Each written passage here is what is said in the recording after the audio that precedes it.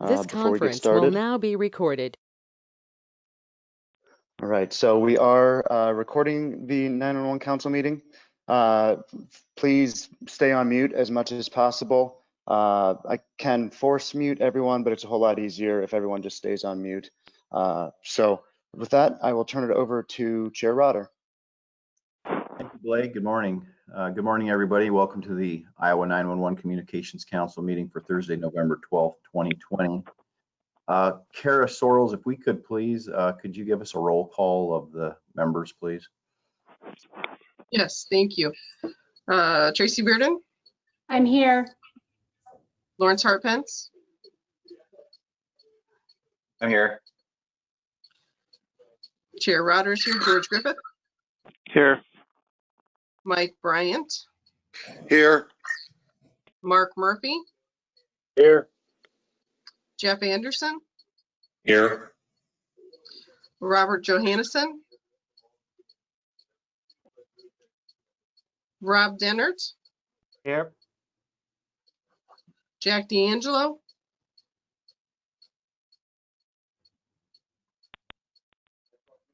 Taylor Teeple?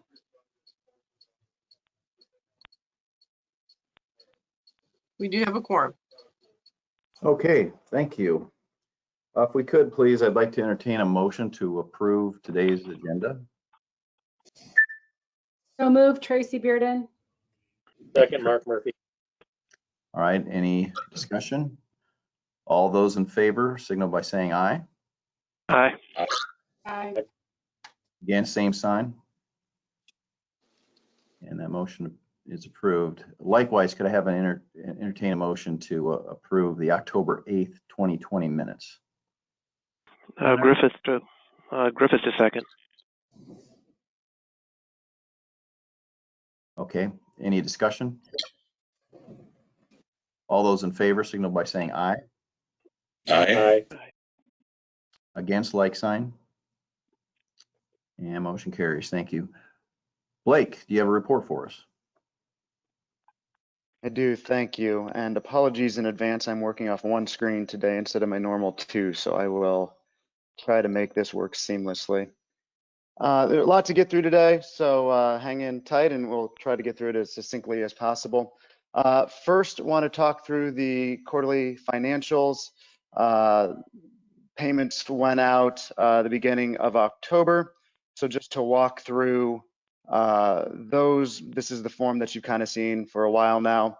Wireless surcharge came in at about 7.5 million. Of note, we did take the 250,000 for administrative funding out of this quarter's surcharge. So that is the annual amount that HSEMD is provided annually to manage the program.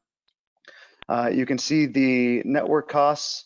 You may notice that those costs have gone up, of course, now with operating the wireline network as well as the ALI statewide database. Those costs have gone up. So we anticipated that. There's really no surprises there.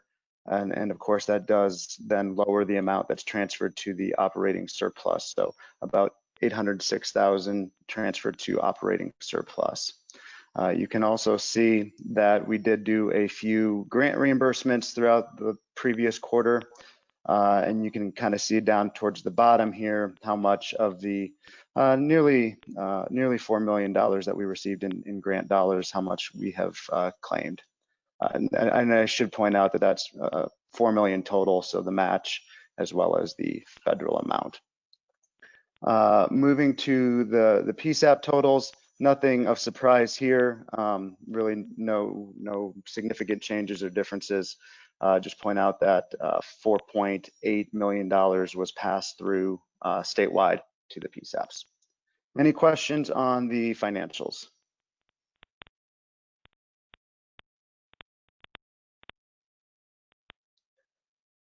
Okay, not hearing any. I will move along, and like I said, there's a lot to get through, so I will try to pause and let people ask questions kind of as we go. Update on the wireline migration at this point. 38 PSAPs have migrated. Did take a week-long pause last week for the election, but back at it this week with a couple of migrations. Currently, we are kind of projecting out that effort will wrap up late winter, early spring of next calendar year.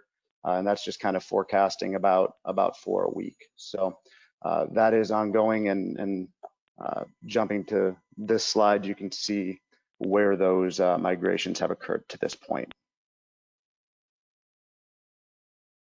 Couple of discussions still going on in the background. I highlight here on the slide the regional default backup, as well as some of the other conversations that we've talked about previously, wireline, telco fees, and some of those other conversations are really just ongoing, nothing significant to update there.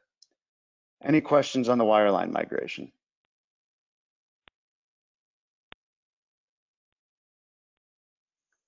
All right, was Danny Noble from AT&T FirstNet able to join? He was going to provide an update on the dual backhaul for shared services.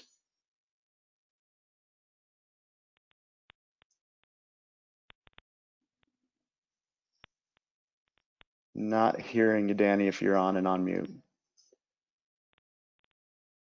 Well, I had asked Danny to give this presentation just to kind of explain some of the delays with FirstNet. If you remember, this is adding redundancy to the shared service PSAP. So they would be connected between the host and the remote, both from ICN as well as FirstNet.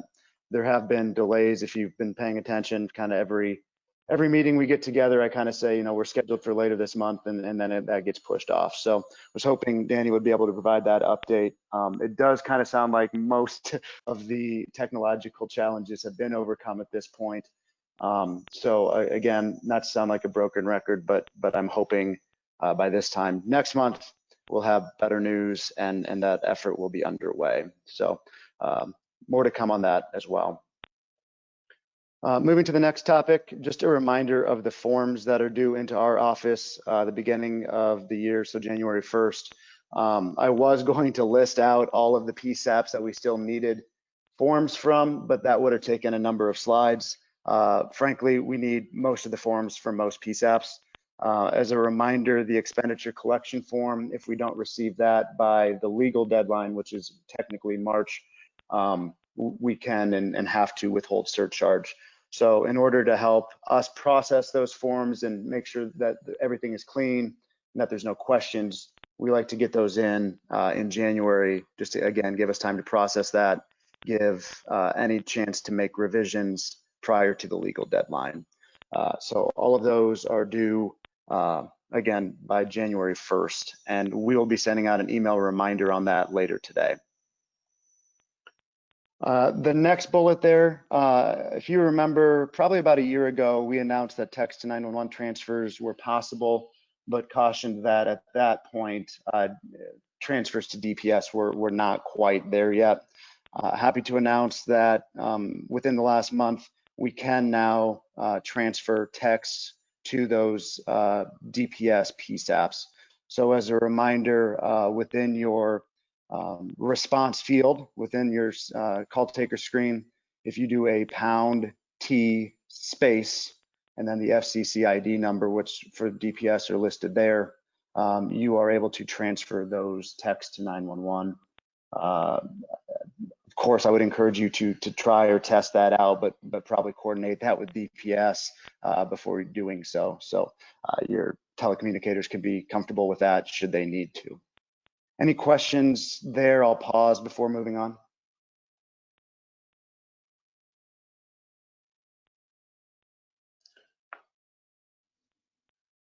All right. Again, just another reminder that the draft strategic plan is posted and available for public comment. We kind of talked about that in depth last month. So far, we've received 1 comment. So really hoping to get some more feedback and hopefully folks to volunteer for the work groups that we're wanting to stand up. So that is available. The link is listed there on our website. It's just a simple Google form for the public feedback, and really appreciated if folks could take a look at that and provide us your thoughts. Finally on this slide, and probably most recent and topical, last night there was a Verizon degradation of voice service that impacted both regular voice communication as well as 911 calls. The issue being experienced was where audio was one-sided. So a caller would call a number to include 911 and not be able to hear the other line. That was reported to our office around 1900 last night. A couple things to work through on this issue. One, Verizon didn't provide really any sort of notification to me as the program manager, as far as I know, to any of the PSAPs or to just customers in general. We did work with DPS to send out a teletype message to all of the PSAPs with the information that we knew it. But again, we were kind of piecing together what those impacts were. Come to find out, it was a fiber cut that impacted around 300 tower sites. And again, it was kind of a moving target as to the scope of that issue. Kind of our initial fact finding was that it might have been centralized within, the Central Iowa region, the Des Moines metro area. Come to find out, anecdotally and talking to PSAPs and emergency managers, that it was probably more statewide. So a couple things to work through here, and I'm working with have a email into the FCC, have a call scheduled with Verizon later today to talk through the notification piece. Also, there was some fairly significant misinformation that came out really early on. Don't need to bring up in this setting what that misinformation was, but trying to sort through how that originated as well. So I know there was a lot of interest around that. Service was restored last night around 2300 hours, so about a 4-hour issue. And again, Verizon was calling it a degradation, kind of an intermittent issue. Not all calls were impacted, but some definitely were, and I know a lot of the PSAPs experienced that. So again, a number of things to work through, and I will update everyone as I know more, but happy to take any questions at this time on that issue. Blake, I just want to mention the only thing that saved me to be able to communicate with any of our PSAPs and our duty officer was the GETS WPS. I could not get out for the life of me. I experienced the same thing where someone would be calling me. I didn't hear it ring, even though my phone was on. Then I would pick up the phone and try to talk to them, and I couldn't hear anything. But once I called them back with my GETS WPS, I was able to communicate. So it's so important for people to sign up for that.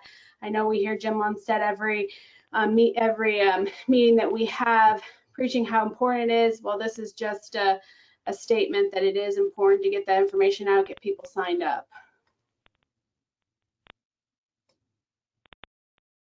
Thanks, Tracy. Just to give an idea, kind of the outreach that we were doing last night to do the fact finding, I reached out to my peers in NASNA, to see if they were experiencing any issues in their state. We had Comtech talking knock to knock with Verizon. The SWIC, Chris Myers, got involved and really found a good contact within Verizon itself, the response manager for the state of Iowa, and him and I had a number of conversations throughout the night to try to pinpoint exactly what was going on. Certainly Polk County Emergency Management was very helpful, as well as DPS in helping to get that message out statewide to PSAP. So for all those involved and just even providing anecdotal information about what was going on, very much appreciated. Any other questions on that? And I can move on if not.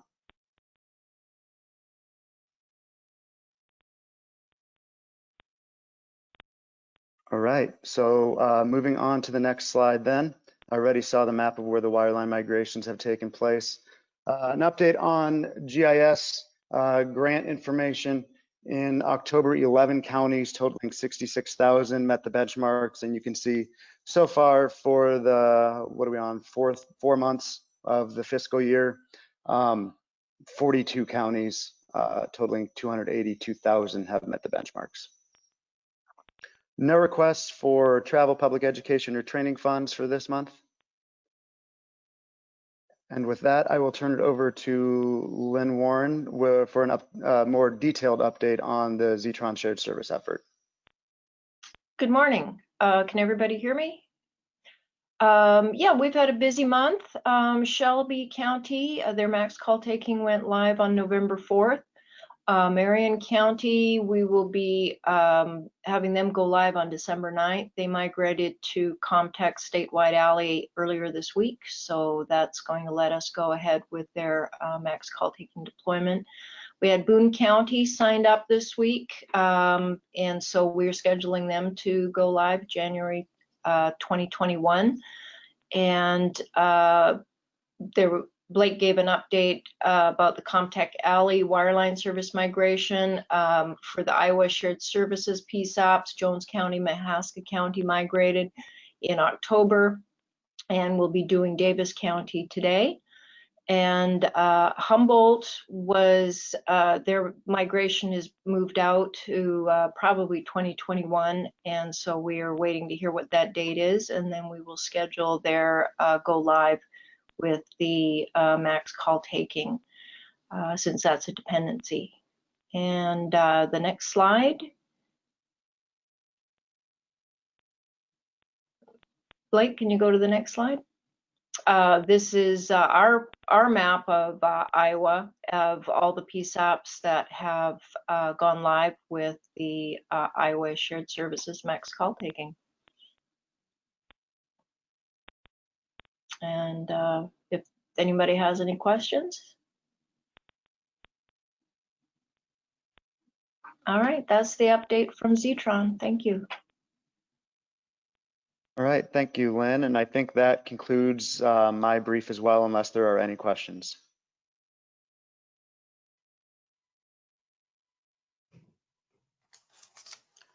Okay, thank you very much, Blake. Moving on, do we have any technical advisories?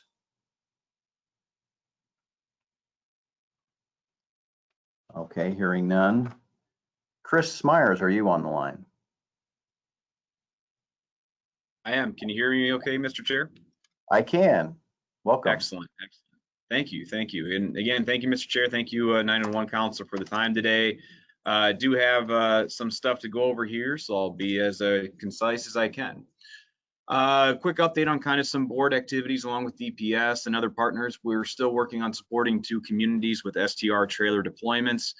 There's no ETA on how long those deployments will last or conclude, I guess would perhaps be a better word. But for now, for anybody that may be interested, the central or the east and west STRs are still currently deployed, and we are expecting them to be deployed for at least another several months.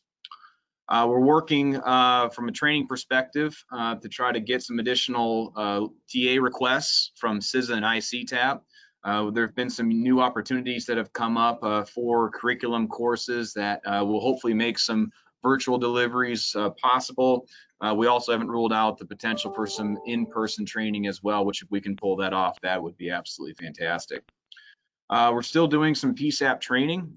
We've done some one-on-one sessions recently. Actually, we just finished one earlier this morning.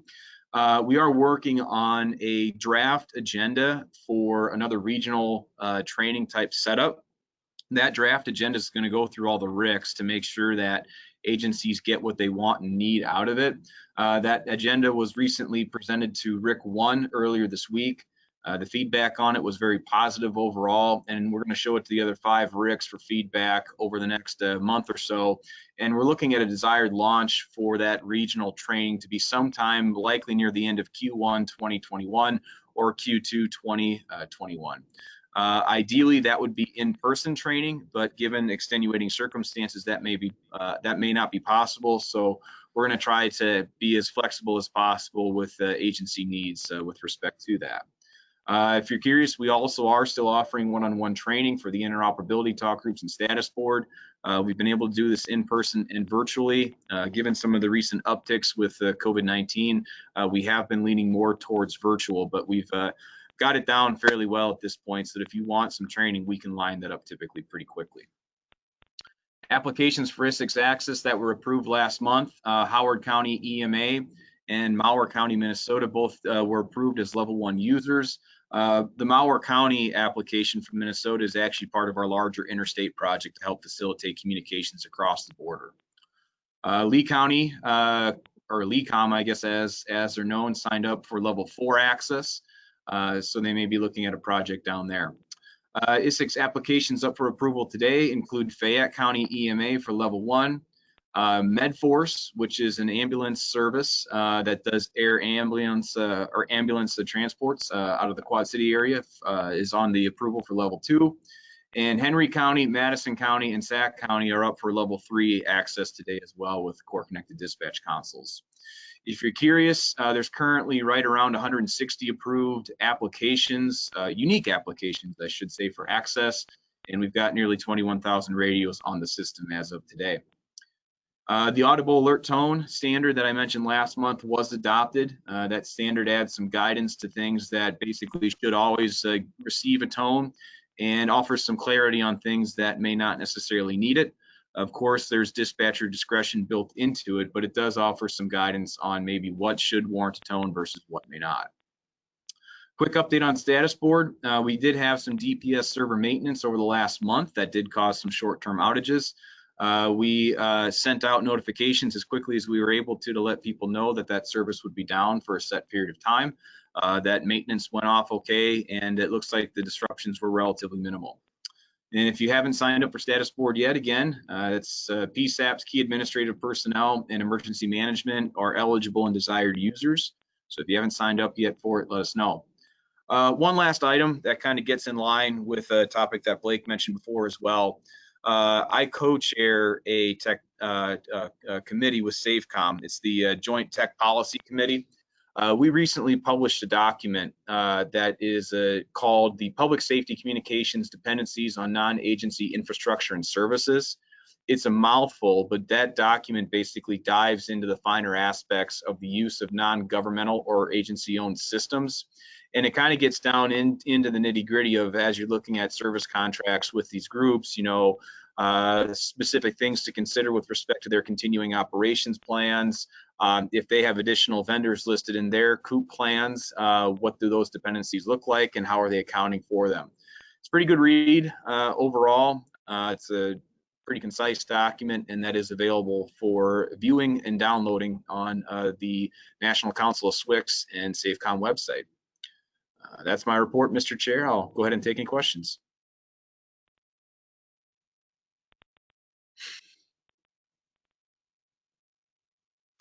Okay, thank you, Chris. Thanks, everyone.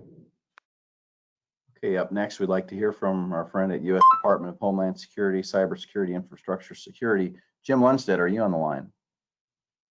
Good morning, sir. Is the audio okay for the brief? It's just fine, thank you. Okay, thank you. Do not have a significant report today. Would like to follow on with Chris's comment about virtual training.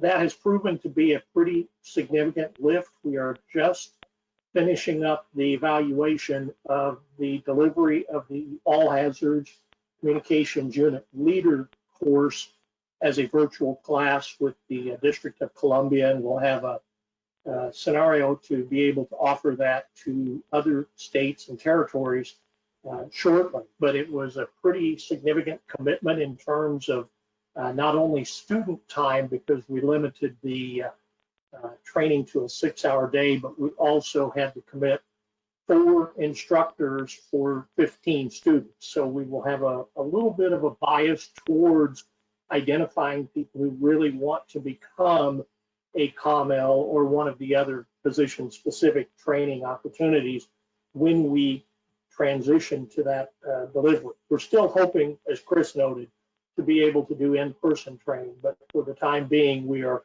moving forward with developing strategies to deliver not only COML, but incident tactical dispatcher, incident communications center manager, and incident radio operator classes, as well as our auxiliary or ham radio communications training via virtual delivery. We'll follow up on Tracy's comment about GETS and WPS.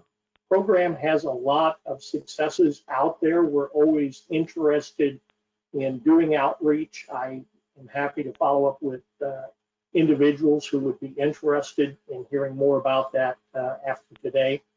And finally, just wanted to mention that our focus leading into the election, of course, was on cyber, but there has been a very significant healthcare sector threat that has been proven to be actual in the last several weeks, where ransomware has been deployed via a number of vectors. So continued vigilance for those of us in this critical service space is essential.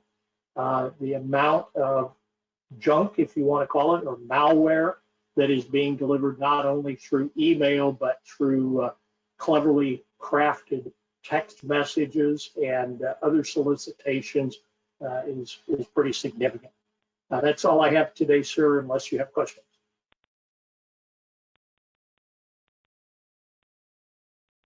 Okay, Jim, thank you very much. Okay, moving on to Chapter 34 Administrative Code Committee. Tracy. Hi, our updates are kind of probably going to be quiet until the state receives their feedback and develops those groups so people can get involved. And then if there's anything in terms of updates to Chapter 34A that the group can look at, but also part of that kind of reorganization of the Chapter 34A was also that kind of policy strategic side. And so I know that the state's going to have those groups and engage. So that will kick back up. So please give your feedback to the state and sign up for those groups, because that's when we will be able to give some more updates back and get involved. So thank you. That's all I have for this month. Okay, and I'll echo what you and well, what everybody's saying is this is the time to get involved. So please don't put it on the back burner. If there's something you want to bring forward, this is the time to do it. So thank you. Moving on to baseline knowledge for 911 Communications Professionals Committee update. Jamie Robinson, are you on the line? I am, sir. Good morning. Morning. If Blake could give me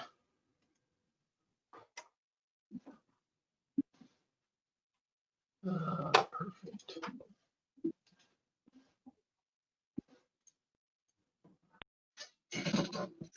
Yeah, Jim. Yep, there you go. You should be good, and I see your screen. Perfect. So I've got a few slides here. I know this isn't the way that we really wanted to present this information, but we're going to give it a shot. And I guess we'll just wait till the end for questions. Or I guess if you have one that pertains to the particular slide, don't hesitate to interrupt. So real quickly, I just want the committee that sat down, had lots of discussions, lots of email. Yeah, tried to gather as much information as we could to put this together, and hopefully you find it valuable. And I can't thank them enough. You know, we didn't all see eye to eye on everything that was presented, but we had some really good discussions. So one of the things, other than the state report that was done, we also sent out a survey. Survey Monkey, we received 147 responses to that Survey Monkey, and we looked at 911 education, PSAP capabilities, and that is included for those that got the report as attachment A. And I'll just go into the different enhancements that were discussed in that report. So the first one was telecommunicators should wait 6 months before heading off to ILEA. 46% of our survey agreed with 6 months. We had 12% that thought a year, 8.3% that thought 1 month, and 8% thought as soon as possible. One of the concerns that was discussed and identified with this is the different levels of knowledge when going to the academy for the training. You have some people that may not speak up or ask questions because there's so many other people in the class that are much further ahead. So we thought by standardizing that, that would kind of get everybody on a similar page when they go to the academy. It also gives them time to review their in-house stuff and maybe bring better discussion for training. And like I said, there's currently no standard for that. So someone would have to look into that. And I will say that's the one thing with this report, and I'm sure Chair Rogers, not what you wanted to hear, but it almost brings more questions to the table, but hopefully get us going. Number 2, so engage the ILEA board to perform a review of the current training content, making sure it's up to date. We had lots of discussions on the role. Since baseline training comes from ILEA, we thought it was only proper to discuss and review that. The training there does follow the national standards, specifically those in the recommended minimum training guidelines for telecommunicators, which APCO puts out. That is attachment B in those that have the report. The committee, like I said, had several discussions, and it was our understanding that that committee had not actually met for some time. This was also noted in the state's peer assessment. And it was also our understanding that the 911 board does have a seat on that board. So when we looked at what those minimum training guidelines were, this is what they're currently teaching up there. The committee did agree that these should remain topics. They are outlined again in the APCO standard, but we just want to make sure that the topics that are contained under these are current. 54% of those surveys that we received did feel that these topics did cover the baseline. Our committee also discussed the hour requirements for the training as well. So this was one of the places that some of us didn't see eye to eye on. So that's currently at 40, which 64% of our survey felt that 40 hours was enough. But again, some of us felt like it should be more. If you look at some of the other professions, EMS, you know, it could be anywhere from 3 months to 2 years. Law enforcement, several weeks at the academy. And then you have dispatchers, which go for 40 hours. Even firefighters for our certification, it's firefighter 1 and firefighter 2 are longer trainings. But after much discussion, we felt at this time that the 40 hours should maintain the minimum for that baseline. But along with that, we looked at, or we thought that maybe developing outreach training with that 40 hours, utilizing approved instructors, and being able to regionalize that training would be a huge step forward. Of 147 responses, 50% felt that ILEA's 40-hour training is somewhat effective, 31% felt it was very effective, and 16% felt it needed improvement. And looking at these answers that we got, a lot of those being surveyed felt that you could provide that training locally with instructors that have been signed off, and 34% of them also felt that they had the staff and the means to provide that training in-house. So looking at regionalizing that. There was a discussion about certifying instructors, you know, teaching the curriculum that would eliminate cost of travel, and you know, putting your telecommunicators, paying them to be in Des Moines for the week. We see this in other professions, EMS, fire. You can take a EMS class in other parts of the state, not specifically on a college campus. I will say that our specific focus was the baseline knowledge. So we didn't go into a lot of detail of what this would look like, but we did feel that it would be very beneficial if we could do something like this. One of the recent things with reserves, law enforcement, is they've done the module training and now push that out. I know here in Mahaska County, we do all of our own reserve. I actually teach several of those modules myself. So this would give an opportunity to just get dispatched on the same page as other professions. Number 4, so this was one that we went back and forth on, a lot of discussion. As noted in our report, the comprehensive EMD program can reduce agency liability. Providing a thorough and consistent dispatch instruction can help meet growing public expectations, which, you know, in today's world, you see that a lot. When people call 911, they expect a certain service. And we're getting medical care to them quickly. Several benefits. One of the main advantages is the use of the CPR instructions for non-medical providers. If you've ever taken an American Heart Association class, it's listed several times in the chain of survival. By calling 911, you're making a difference in the outcome of a patient in both cardiac arrest and stroke, because they are providing that early medical information to the callers. An article published by the American Heart Association stated, although immediate bystander CPR improves survival from cardiac arrest, too few victims of out-of-hospital cardiac arrest receive bystander CPR. the likelihood of bystander CPR nearly tripled. Let me repeat that. It nearly tripled if dispatcher-assisted CPR was offered to callers, and that is attachment C, page 9 of the report.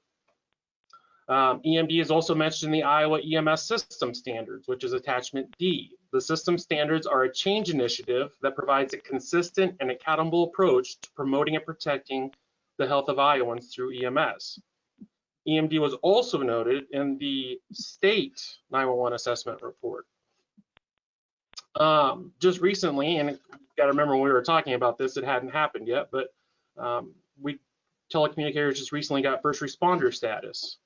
In the letters that were sent to legislative bodies in Iowa, it talked about telecommunicators, our first responders, giving life-saving information and assistance to callers.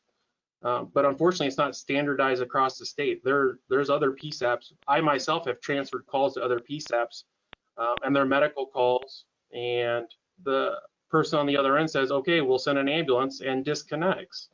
So we really need some standardization there. In review of our survey, it was noted that the main concern of EMD is not the training, but the price to add the service. We recognize this as one of the main concerns. We discussed it, but the recommendation not only enhances the baseline knowledge, it provides a much better baseline service statewide. We understand that a large portion of the PSAPs would need to train. They would need to develop purchase protocols to utilize an EMD program. We did discuss the state shared services agreement, which allows PSAPs to start an EMD program. And we do understand that not all PSAPs plan on signing up for shared services. So we question if the state could separate the EMD portion of that out and make it a standalone. That would enhance the 911 services statewide. And if the board, or excuse me, the council, the 911 council agrees, then that might be something they'd want to discuss with the state.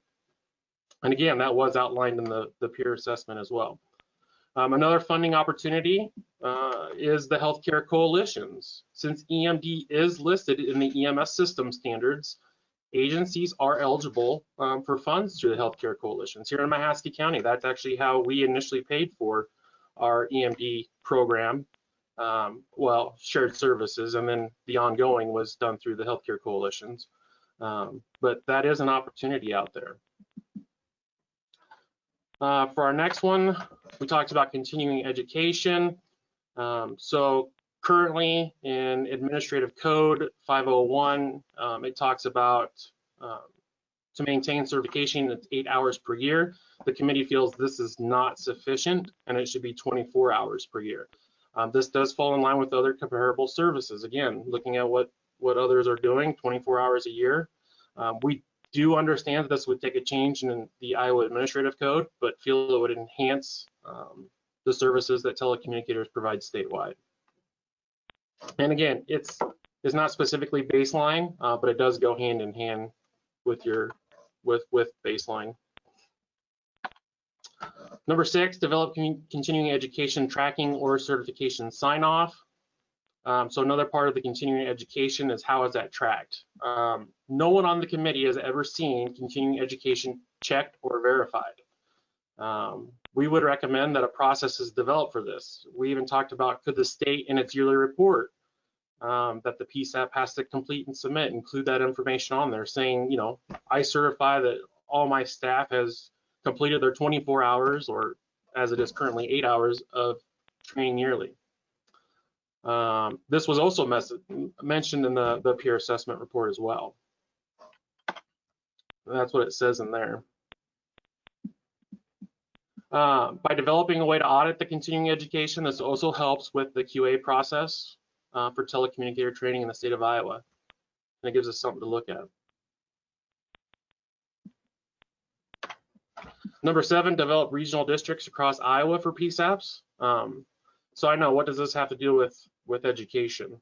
But if we had funds that were regionalized, then we could work out the training and get that more regionalized. So if we look at going back to doing outreach 40-hour training, and then we throw in Con Ed regional, right? I mean, right now everybody comes to, or not everybody, but individuals come to the council and say, hey, I've got this training I want to do. What if we got chairs or however we broke it up, and they came and spoke on behalf of a region and said, hey, this is the training we want to bring to our region, and we opened that up to everybody. You can see there the discussion points that we had, but how we were going to do this, we would look at the Homeland Security regions, which in your report is attachment F. Again, I understand this may not seem like a baseline knowledge, but we as a committee felt it would enhance the baseline and services of our PSAP statewide. We think it played a significant role, and we further understand that not all PSAPs would want to participate, but we did feel it was a good equal way to share the funds that are available. And correct me if I'm wrong, I believe it's $100,000, give or take, a year that we have to play with, and this would give the regions the opportunity to come together, discuss the training needs. You know, if maybe I could attend the training in Region 5 and then also go to some of the training in Region 4. So mix it up across the state. And I think it builds some relationships. And I've said this before, I feel like with 911, we talk to some of our surrounding ones, but there's really no, we have a couple different associations. There's different emails, but there's really no, let's get together and have conversations. We've had a couple here in Mahaska bringing in other PSAPs, but I don't know. I think this would give us more opportunities to develop those relationships. And then of course the council would have to agree to all this. That was a very quick breakdown of that report that you were all given. And I guess I would take any questions.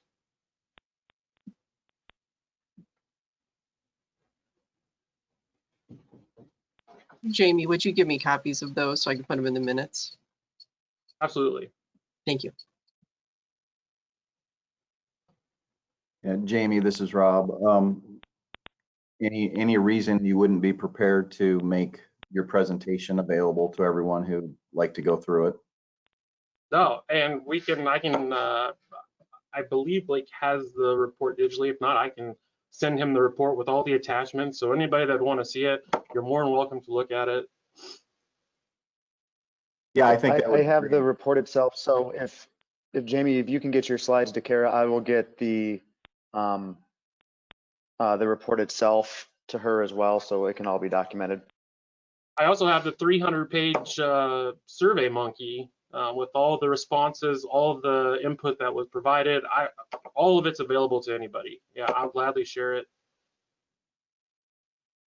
Okay. Well, you guys did some pretty cool work here. I'm really appreciate it. And I don't want it to end here. Obviously, we need to take what you've learned and start applying it. So I think if we could give people a chance to go through it and digest it and study it a little bit more, we can see what our next steps would be going forward. Okay. All righty. Anything else, Jamie? I do not believe so. Hopefully that, again, meets what you were looking for. And yeah, if anybody, my email was up there. If anybody has questions or anything, don't hesitate to reach out. I may not be as quick right now because I do have a lot going on, but I will gladly get to it as soon as I can. Okay. Well, Jamie, thank you. Thank you, everybody who took part in this committee and continues to take part in this committee. And now let's all do the right thing now and put this to use, look at it, learn from it, and let's see what we need to do going forward. Thanks a lot, Jamie. Thank you. Okay. Do we have any legislative issues? Mr. Chair, this is Mike Bryant. I don't have a particular bill but I do have a particular issue that I would like to at least mention. Please go ahead. Kind of echoes some of Jamie's report, but we have been trying, and I say we, the professional firefighters, along with a lot of other groups in the state, to get EMS recognized as an essential service in Iowa. And may not be our #1 priority, but it will be again on our legislative agenda. And I would like to ask all the people that are listening, whether you're a public or private employee employee or which organization you belong to take a good look at that and try to help that legislation along. Hopefully in today's world, there's one common thing that we can all agree on that shouldn't be political and it shouldn't be partisan, but it is that EMS is as essential as fire or police or other things, and it really should be. I'm sure there's somebody out there that may disagree with me, but I think by far the majority of the people would agree that Iowa should have EMS listed as recognized as an essential service. Thank you. Thank you, Mike, and I agree. I think most people in Iowa would be floored to find out that EMS is not at this time considered an essential service. I think that's just something the state of Iowa somehow, some way over the years just left that behind, and how that happened, I don't know, but it's my opinion is with you, Mike, something needs to be done about that sooner than later. So thank you. Okay, moving on. Anything else, Mike? Not legislatively, no. A little later, I maybe under the floor of business, I do have one more thing I want to bring up. Well, I'll tell you what, why don't you just go ahead since we have you. Okay.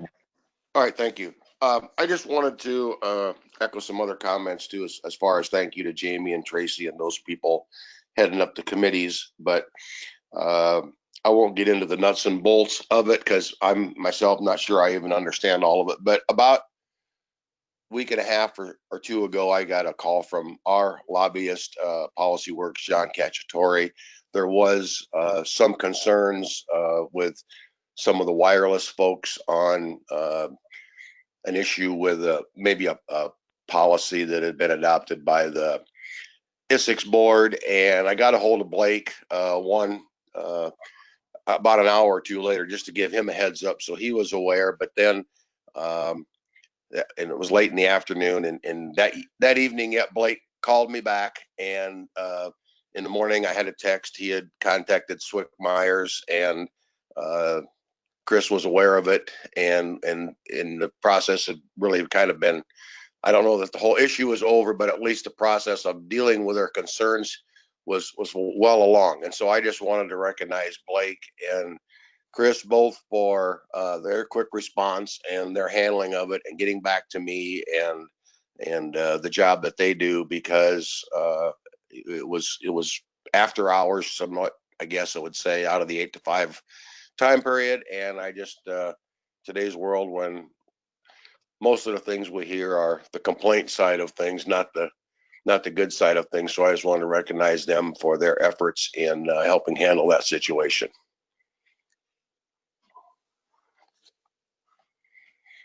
Mr. Chair. Yes. This is Chris. Sorry to interject. I know it's slightly out of decorum, but if I may, I'd kind of like to build off of what Mr. Bryant was referencing there, just for clarification for everybody in the meeting room today. Sure. So we have a policy draft that was out for public comment regarding LTE deployables in the state of Iowa. That draft policy had a comment period open, and there were some concerns expressed by some wireless carriers regarding that policy, and they were going to submit some comments. So I reached out to CTIA, who is their representative, and said, you know, hey, what is the potential issue here? We want to work with you on this. You know, let us know what the issues are, and we'll work to resolve them and educate any comments that may come in. And following that discussion with CTIA, they did submit some constructive comments. That updated policy has not been adopted as of yet, but more or less that policy is going in the direction of saying, hey, everybody has potentially an LTE deployable that offers them, that wants to send them out in the field. We would like to ensure that there is some level of understanding of what those things have in them with respect to what frequencies they're operating on. And also so they understand what frequencies are in use in the local areas, just to make sure that we do some pre-work to avoid any potential unintended negative consequences, such as interference when those vehicles are deployed. There are some companies that do a little bit more of that pre-work than others, and kind of what we're looking for is a way to deconflict things before we get into a situation where things are, happening very, very quickly, and there may not be a lot of time to do that type of deconfliction on scene. So more or less, we're trying to front load that process and kind of mimic something like what they do at the federal level, where if they have a large event where they do like a frequency roundup and deconfliction before the event starts. We're trying to ensure that we have some level of that here so we can at least catch that low hanging fruit to avoid problems down the road, so that we don't have any interference coming in from that LTE vehicle to land mobile radio, and we don't have any interference from land mobile radio going to that LTE device, because those deployed assets would be vital at a during the time of an emergency. So we're just trying to make sure that all that pre-work is done ahead of time. At this point, since we have those comments from CTIA, we're going to work with them directly on making sure that their concerns are addressed and heard. So it may still be outstanding, but we're quickly heading towards a resolution that'll be agreeable towards everybody.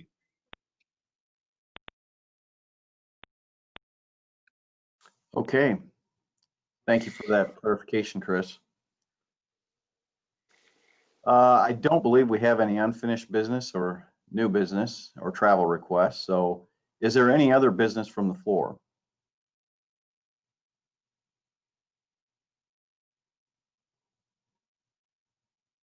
Okay, hearing none, then I would entertain a motion to adjourn. So moved, Mark Murphy. Thank you, Mark. Do I have a second? Seconded by Tracy Bearden. Okay, all those in favor? Aye. Aye. Aye. Aye. Motion carries. Thank you, everybody.